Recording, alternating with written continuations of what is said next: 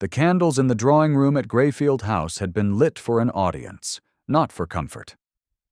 They stood in 2 iron brackets above the mantelpiece, throwing their light down onto the assembled men below, with the flat indifference of a courtroom. Vivian counted them from where she stood near the door. 8 men in dark wool coats, arranged in a loose semicircle around her uncle's wingback chair, and 1 man who stood apart from the rest near the far window, his profile turned toward the winter garden outside, as though the proceedings had not yet earned his attention. She had not been told precisely what this evening was. Her Uncle Gerald had said only that certain business required her presence and that she was to wear the gray silk and say nothing unless spoken to. She wore the gray silk. She said nothing. She stood with her hands folded at her waist and her chin level, and she looked at the room with the calm attention of someone who has learned that panic does not change arithmetic. Then Mr. Soames, the solicitor, cleared his throat and read from the document in his hand. £700, secured against the hand of Miss Vivian Hartley, spinster, in accordance with the private arrangement dated the 14th of November, 1814. Any gentleman present willing to discharge the full sum in immediate settlement was invited to name himself. The room's attention turned to her like a single slow mechanism. She understood then. Not all at once, but in the way a floor gives way under 1 foot before the rest follows. She understood what she was standing in, what she had been dressed for, what her uncle's careful, bloodless instructions had prepared her to become. One of the men near the fireplace coughed into his fist, and his companion leaned close and murmured something that produced a short, dry laugh. Vivian's hands tightened against each other. "She'll do," the man by the fireplace said, without troubling to lower his voice. "Passable enough, if you overlook the circumstances." The man near the window did not laugh. He did not turn. He stood with his hands clasped at his back, and for a long moment the candles threw his shadow long and still across the turkey rug, and Vivian could not read him at all. Then he turned. He was not what she had expected, though she could not have said what she had expected.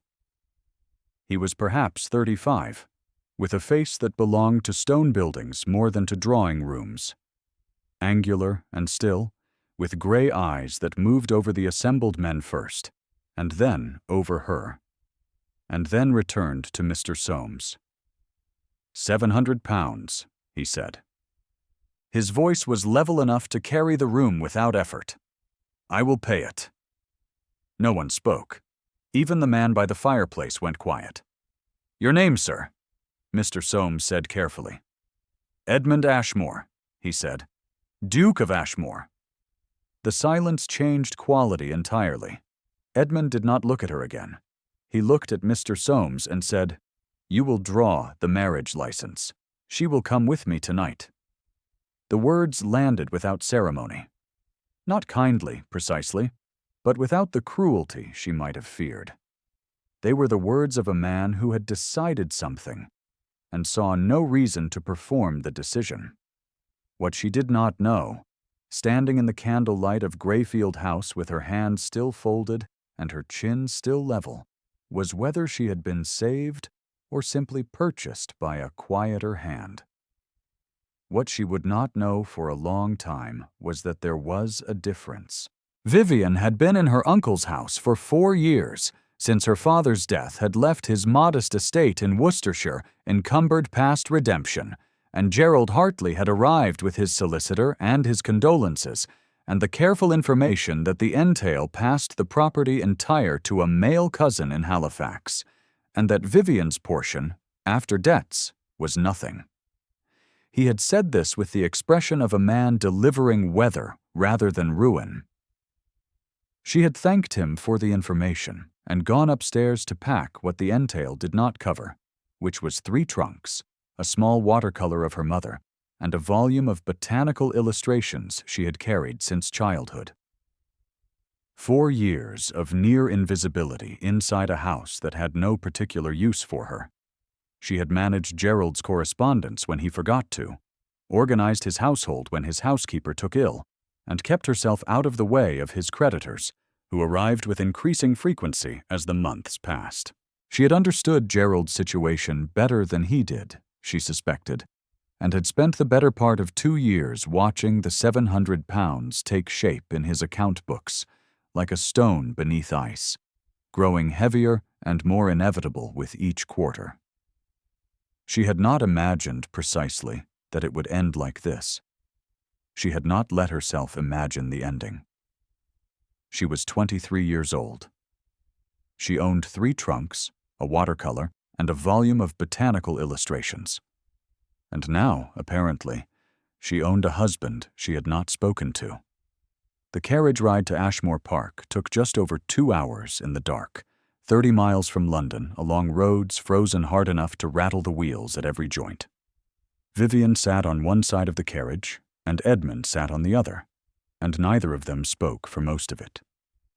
A lamp had been lit inside the carriage, and it threw a small moving circle of warmth between them that made the silence feel more deliberate than comfortable.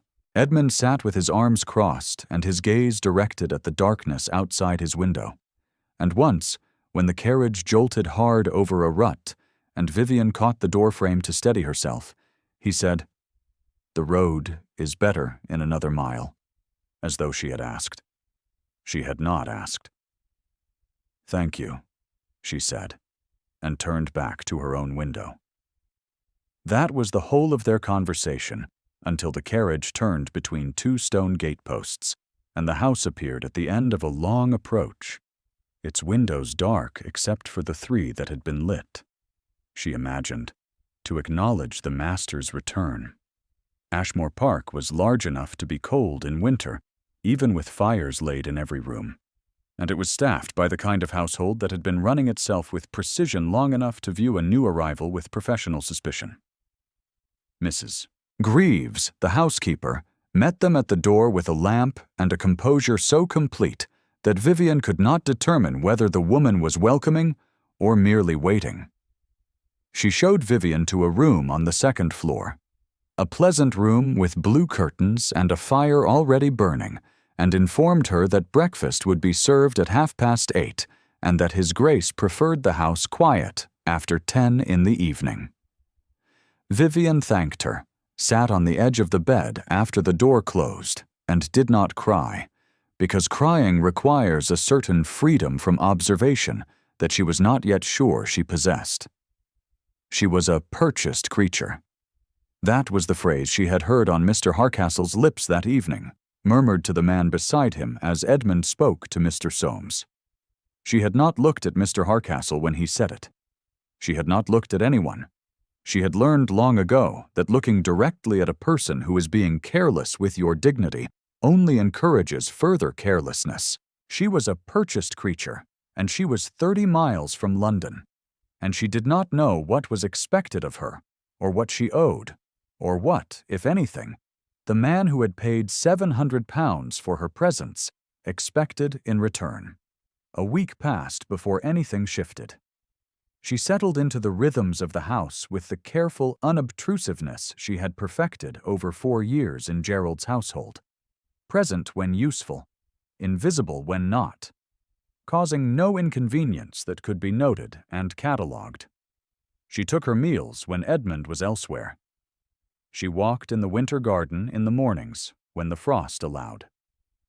She read from the library, choosing carefully among volumes she suspected no one had missed, and she returned each one to its precise shelf. Edmund moved through the house with the efficiency of a man conducting estate business, which was almost always what he was doing. He spoke to her when they met in corridors, briefly and correctly. Good morning, good evening. Had she everything she needed? He issued small commands that she could not immediately interpret. Eat something. The library fire is laid if you want it. There is a warmer coat in the hall press that Mrs. Greaves can alter. She read each of these as obligation. He had paid for her maintenance and was maintaining her. She thanked him and went about her days. If you have ever found yourself waiting for a story like Vivian's to tell itself, you are welcome to stay. Leave a thought in the comments if her quiet courage has already reached you. She had not finished finding her way. It was on the 9th day that she heard the crying. She was coming back from the kitchen passage with a second candle for her room, having found the first burned down to nothing at midnight, when she heard it. A sound from the scullery, soft and contained, the kind of crying someone does when they believe they are alone. She stopped. Then she pushed the door open.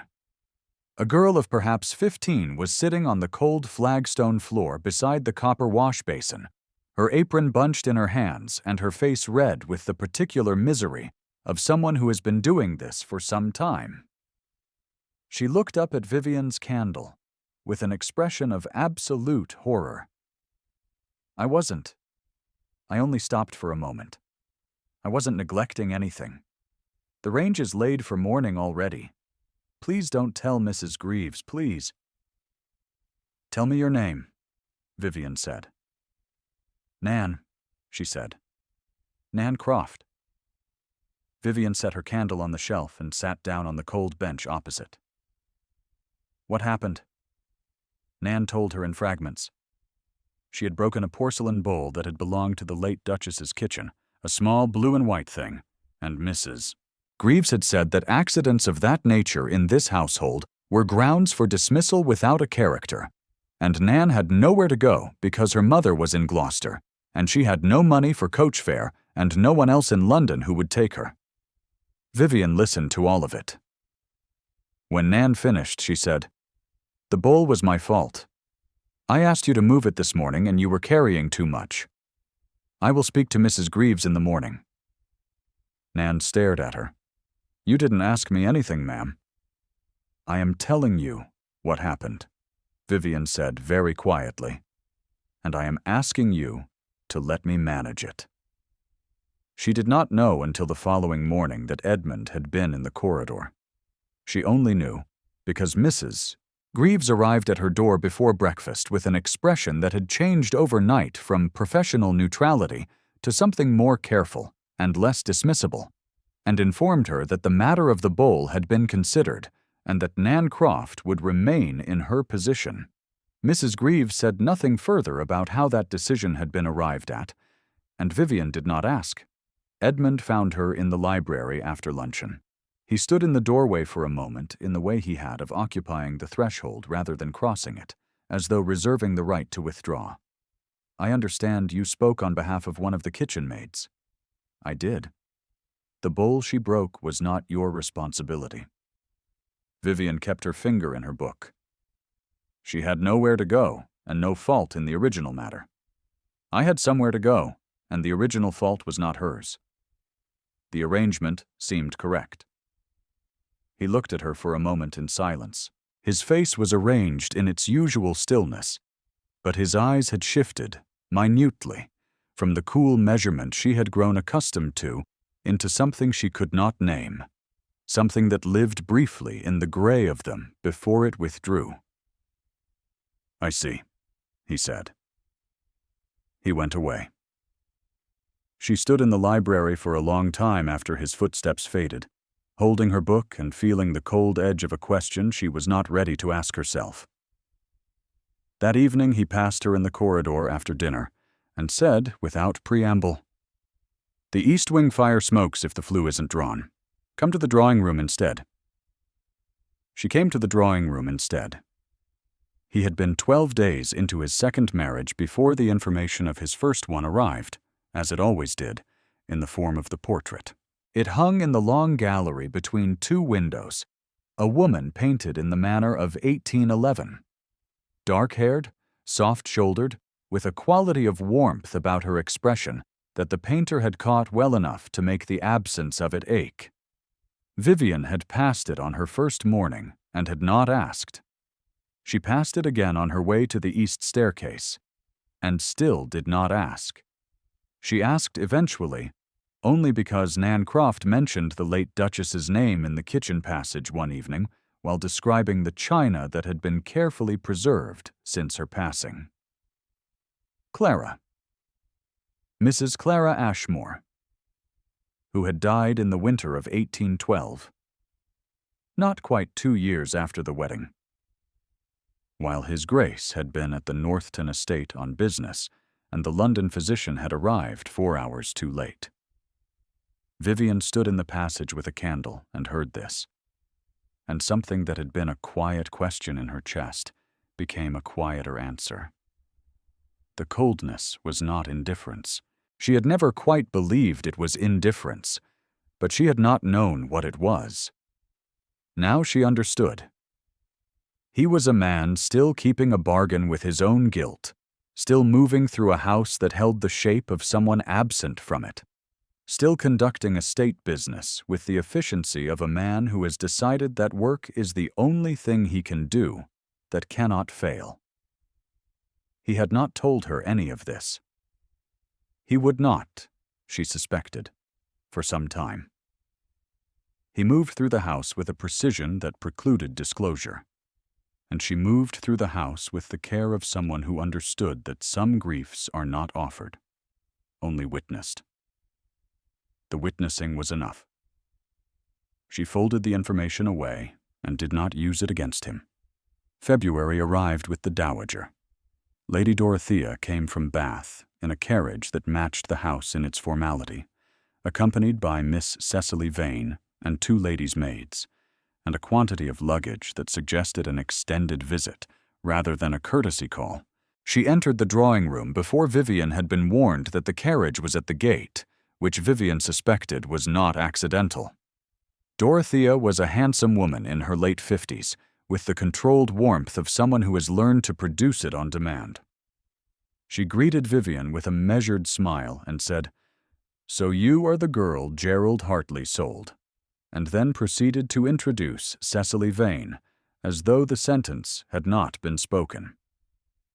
Cecily was 21, honey-haired, and wore her confidence with the ease of someone who had been told since birth that confidence was appropriate. She moved through the drawing-room with the particular grace of a woman who has never arrived anywhere without being expected, and she took the chair nearest the fire without appearing to have chosen it, as though rooms arranged themselves in advance of her preferences. Vivian sat where she had been sitting before the carriage arrived, near the window, and kept her expression composed, and noted that Cecily Vane did not once look directly at her. Edmund came in from the estate at 5 o'clock and received his mother with the same efficient courtesy he brought to all domestic transactions. When Dorothea said that she had thought a small dinner party might be pleasant, and that she had already sent cards to the Merton family and the Ashworths, he agreed without protest. And Vivian understood from this that domestic life with Dorothea had always proceeded this way, requests treated as arrangements already made. The dinner party was followed by a musicale. The musicale was followed by a week of morning calls, each of which found Cecily Vane present in the drawing-room when Vivian arrived, already poured into the best chair, already in conversation with whoever had come. Dorothea introduced Vivian at these occasions with an expression of such calibrated sympathy that Vivian could feel the shape of the narrative it described, the unfortunate situation, the kind solution, the girl who ought to be grateful rather than present. Mrs. Merton, at the 3rd of these gatherings, patted Vivian's hand and said, "How very brave of you, my dear, to make the best of unusual circumstances." And Vivian thanked her and moved to the window. She heard Dorothea, 2 sofas away, say to the woman beside her, "One does what one can for these unfortunate creatures. The family connection to Gerald Hartley is not precisely what we might have wished for Edmund, but one manages." The woman beside Dorothea murmured agreement, and Vivian looked out at the winter garden, at the frost-white grass and the bare beech trees, and thought that she had been managing for rather longer than any of them suspected. Edmund, she noticed, had not been present at most of these gatherings. He was, as usual, occupied with the estate. She wondered, more than once, whether he knew precisely what occupied his drawing-room in his absence, and she could not determine an answer that satisfied her. The winter ball was Dorothea's proposal, and it arrived on the heels of a week during which Vivian had been finding reasons to remain near the library rather than the drawing room. It was to be held at Ashmore Park, in the Long Gallery, to which end the furniture had been moved and the chandeliers cleaned and the musicians' platform arranged at the West End. Dorothea had managed all of it with the absolute authority of a woman who considers a house to be hers until corrected, and no one had corrected her. Vivian wore the cream silk, which was the best she had, and brushed it herself, and arrived at the gallery at 8:30. The room had filled while she dressed. The chandeliers threw their light across 100 faces she recognized in varying degrees, and the musicians were playing something bright and quick that the room's voices ran easily over. Cecily Vane was at the far end of the room near Dorothea, wearing deep blue and pearls, and she had the composed certainty of a woman who has arrived exactly where she belongs. Dorothea saw Vivian cross the threshold and spoke. She did not raise her voice, which made it worse, because it meant the people nearest heard it clearly. She said to the woman beside her, "Lady Ashworth, there is the purchased creature again. One tries to have patience." Lady Ashworth's expression flickered and then composed itself, and Vivian stood in the gallery with the chandeliers above her and felt the words settle into her skin, with the specific, familiar weight of something that has been true for long enough to stop surprising. She found a chair near the east wall and sat in it, and watched the room move, Edmund arrived at 9. She saw him from across the gallery. He came in through the side door from the estate office, still in his coat, which meant he had come directly from working rather than from changing, and he stopped just inside the door and read the room with the quick, flat attention he gave to most things. His gaze moved across the guests, across his mother, across Cecily Vane, and then to the east wall where Vivian sat. He held her gaze for a moment. Then his mother appeared at his elbow, and he turned toward her. Vivian watched them speak. She could not hear the words, but she saw the shape of the conversation. Dorothea directing his attention toward Cecily Vane, her hand on his arm. Her expression that of a woman arranging furniture she has always had the right to arrange. And Edmund, after a moment, moved in the direction she indicated. Vivian watched him cross the room, watched him reach Cecily Vane and say something that made the woman smile with a brightness that reached the far wall. He did not look back at the east wall. She sat for another quarter of an hour, until she was certain her face had not changed, and then she went upstairs and sat at the writing desk in the blue curtain room and wrote the letter. She wrote clearly, and without bitterness, because bitterness would have required a disappointment she refused to name as disappointment. She wrote that she had understood their arrangement from the beginning as a transaction, and that she had never believed herself chosen, and that she was grateful for the shelter of Ashmore Park, but that remaining in it as a presence to be managed by his mother and exhibited to guests as a cautionary variation on the season's arrangements was beyond what she had agreed to. She wrote that she would take the morning coach, and that she asked nothing further of him than the £700 settled, which obligation had been met, and that she wished him well in whatever arrangement he chose to make. She signed it with her name and left it on the desk where it would be seen. She began to fold her things into one of the trunks. Not all three. She took what she had arrived with and what she could carry, and she told herself that this was not defeat, that this was the same quiet act of self-possession she had managed every day for 4 years, in a house where her presence was tolerated rather than valued. She had survived that. She would survive this. She folded the watercolor of her mother face down on top of the botanical illustrations, and she closed the trunk, and she sat on the bed and waited for morning. She was still sitting there, fully dressed, at 10:15, when she heard footsteps on the stairs that moved faster than Edmund's usual careful tread. She had not heard the gallery go quiet below. She had not heard. From her room above the east wing, the particular shift in a room's sound that occurs when a man crosses it with intention. She did not know that Nan Croft had seen the light under her door and gone to the gallery and found Edmund at the edge of the music, still in his coat, with her letter in his hand, and his face arranged into an expression Nan had never seen on it before, and that Nan had stood very still near the musician's platform and watched what happened next. She did not know that he had read it there, in the gallery, with the music going and his mother 20 feet away, and that the letter had done what she had not permitted herself to hope anything would do. It had clarified for him, in her own clear hand, exactly what she believed she was. She heard the footsteps stop outside her door. He did not knock in the diffident way of someone requesting admission. He knocked once, twice, the way a man knocks when he has already decided to come in. "Come in," she said. He stood in the doorway. He still had the letter in his hand. His coat was still on.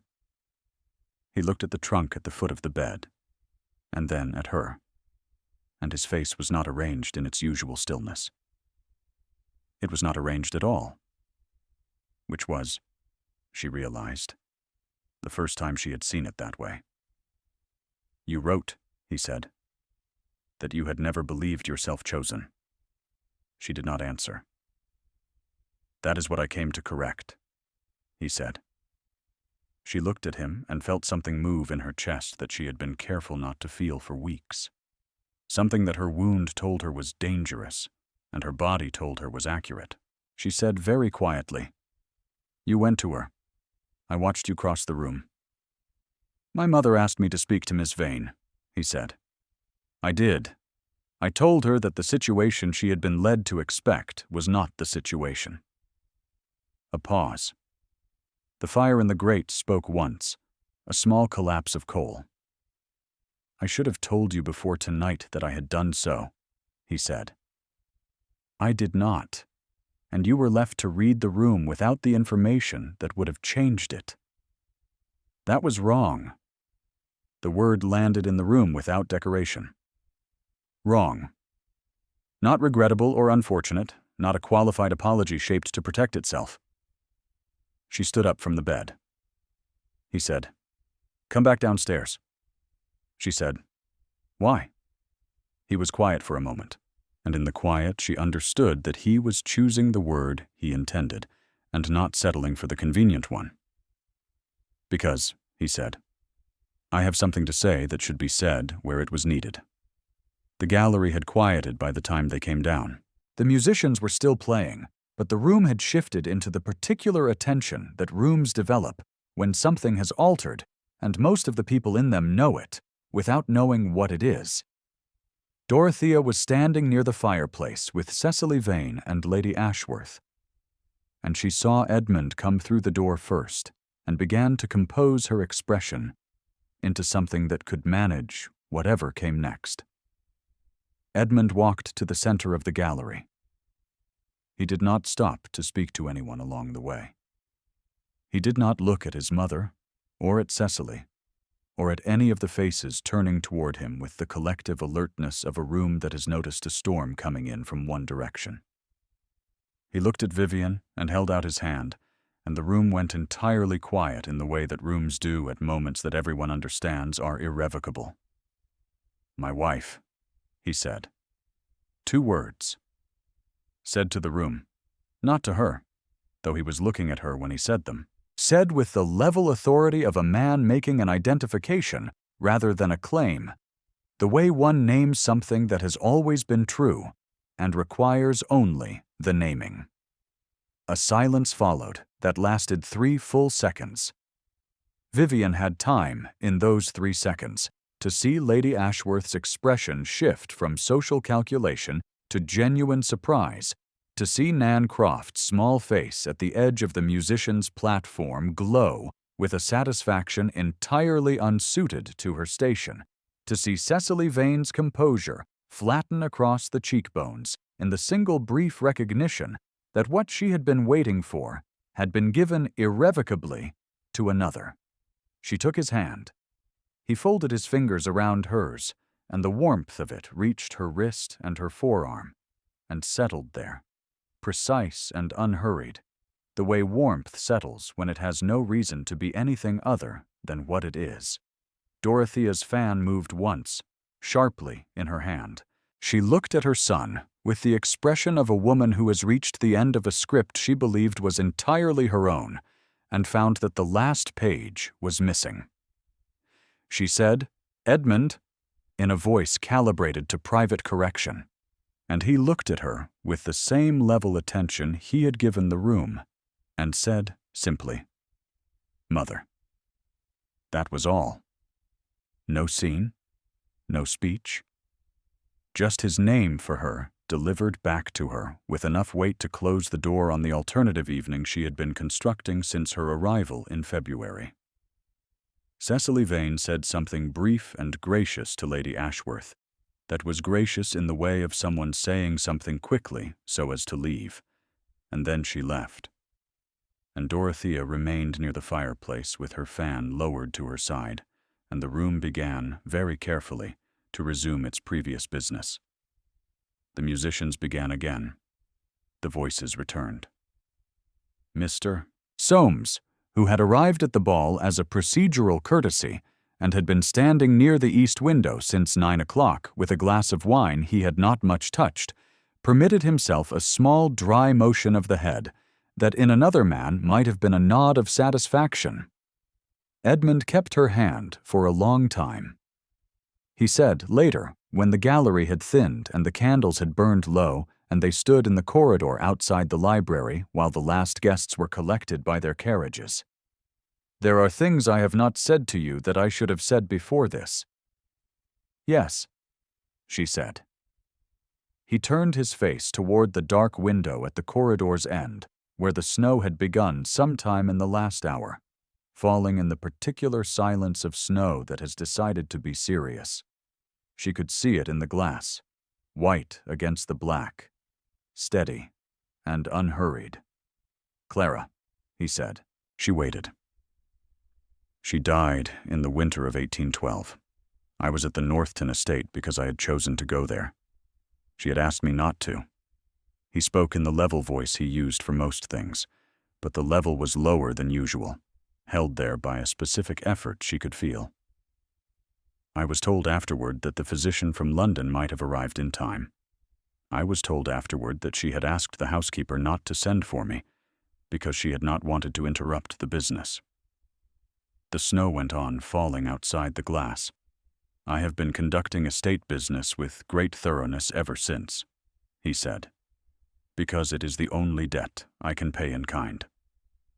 She looked at his profile, the angular stillness of it, and said, "She would not have wanted that." "No," he said, "she would not."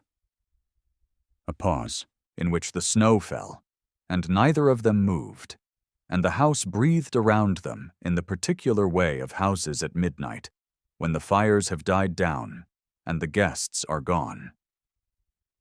"I did not pay £700 to purchase a companion for Ashmore Park," he said. "I paid it because I had watched your uncle present you in that drawing room as though you were a line item in his accounts, and I was not willing to leave you there." He turned from the window. "I should have told you this from the first night. I did not. Because I did not know how to tell you something true, without also telling you the rest of it." She thought of the corridor outside the scullery, the library doorway, the coat in the hall press, the fire already laid. She said, "You told me in other ways." Something moved in his face that was not the stillness she had catalogued across 6 weeks. It was small and visible, and, she understood, it cost him something to permit it. "Yes," he said. "I suppose I did." The hall clock struck 1.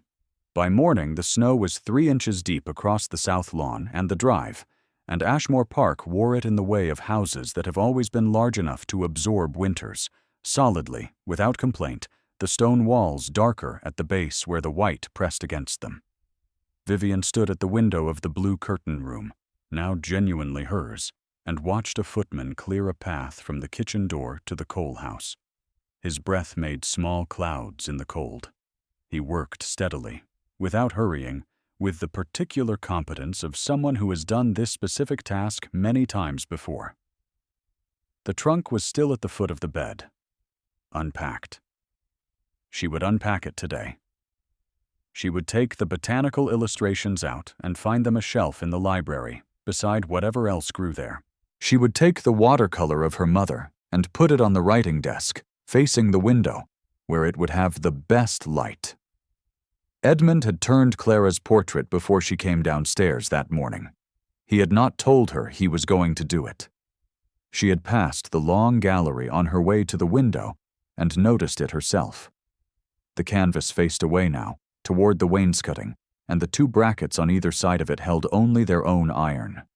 The decision had been his, made sometime between midnight and dawn, and she understood it the way she had come to understand most of what he did. Not as a repudiation of Clara, but as the specific act of a man clearing the space he had been occupying alone so that it could hold two people.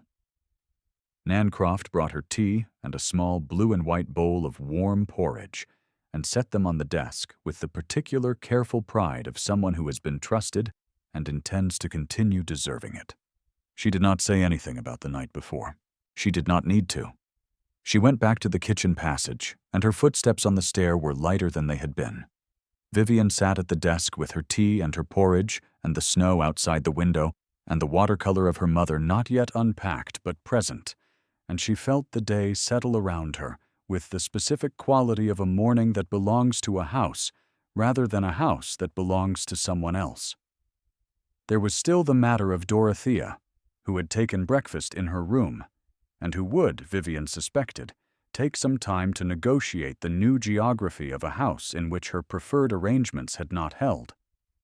There was still the season ahead, and the morning calls, and the particular work of being present in a world that had heard Mr. Hardcastle say, "purchased creature," and Dorothea say "unfortunate," and would take some months to update its information. There was still the careful, daily business of two people learning the actual shape of each other, rather than the shape their wounds had prepared them to see. These were real. She did not diminish them. She only knew. Watching the footman clear the snow from the kitchen path with his careful competence, that the word Edmund had used the night before when he turned to face the room was the exact and accurate word. My wife. Not the woman I have made provision for. Not the arrangement. Not the girl Hartley sold. His wife. Said to a room full of witnesses in the same gallery where the alternative had been arranged, with the same level authority he brought to all true things. She had been told for 4 years, in the language of drawing rooms and account books and solicitors' documents, and men who did not lower their voices, that she was a line item, a problem requiring management, a creature to be settled. She had been wrong about what she was. She had not known she was wrong because no one sufficiently credible had said otherwise, until the night a man she did not know paid a debt she had not made and named her his wife in front of 8 witnesses, and then, 6 weeks later, in front of 100 more. The footman finished the path and went inside. The snow went on falling, quietly and without urgency, covering the garden and the gateposts and the long approach in the white that makes old things new. She picked up her tea. Ashmore Park was warm. If Vivian's story reached you this evening, leave a word in the comments about the moment that stayed with you. She earned every quiet one of them.